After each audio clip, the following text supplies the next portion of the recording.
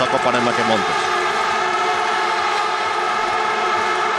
Tuolta kuulostaa, kun 10 000 puolalaiset pärisyttävät torviaan ja huutavat suoraa huutoa, kun Adam Malysz tulee. Ja näin aivan uskomaton siivu siihen paikkaan. Kolminkertainen Zakopanen voittaja niittaa ensimmäiselle kierrokselle sieltä erittäin komean hypyn. Ja miettikää tuota mittaa, 138,5 metriä ja tuo häikäisee tuo alastulo.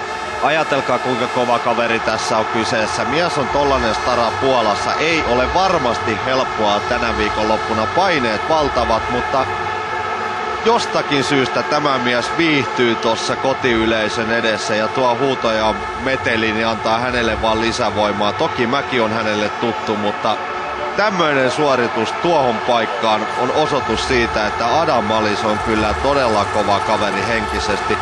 Mittaa tulee 138,5 metriä, eikä pienintäkään epäröintiä. Sinne tehtiin viimeisen päälle kaunis alastulo.